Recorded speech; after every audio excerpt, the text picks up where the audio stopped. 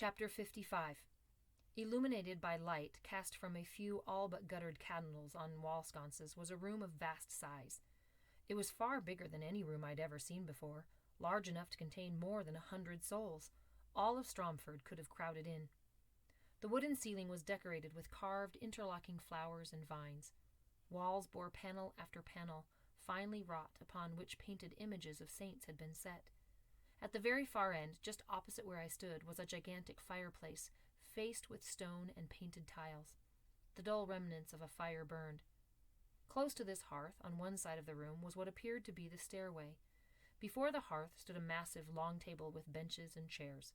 The table was littered with the heaped remains of what must have been a great feast.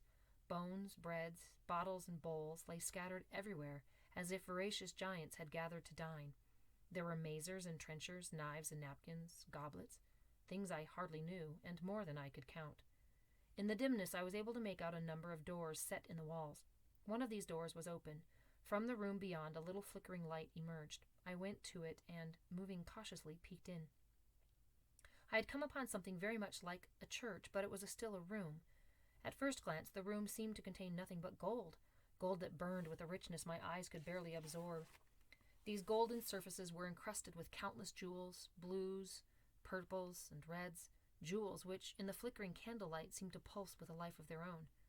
All in all, it was more wealth than I ever could have imagined existed on this earth. At its far end was an altar upon which stood a cross of gleaming gold. Before the cross were some lighted candles that brought illumination to the room.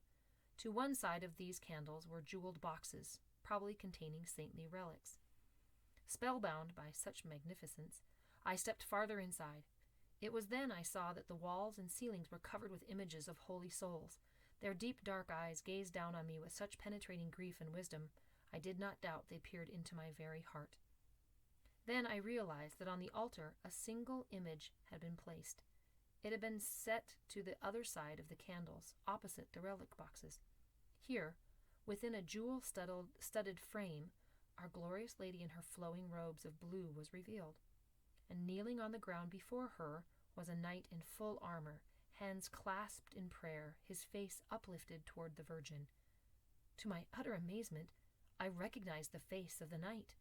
It was my own, the very one I'd looked upon in the stream when Bear had made me cut my hair and wash my face. But now, as sure as I knew anything, I realized I was looking upon the image of my father. Feeling anger and curiosity, I drew closer. The kneeling man appeared so devout, so adoring of Our Lady. Yet I knew him otherwise, a lofty lord without kindness or caring for my mother. As for me, I doubted if he had had any thought at all. Just to see him in this exalted state made me know with finality that I was not him. No, not any part. I was myself, what I had become.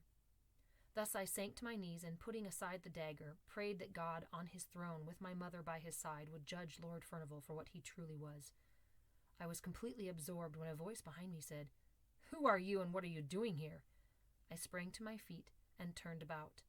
It was John Aycliffe.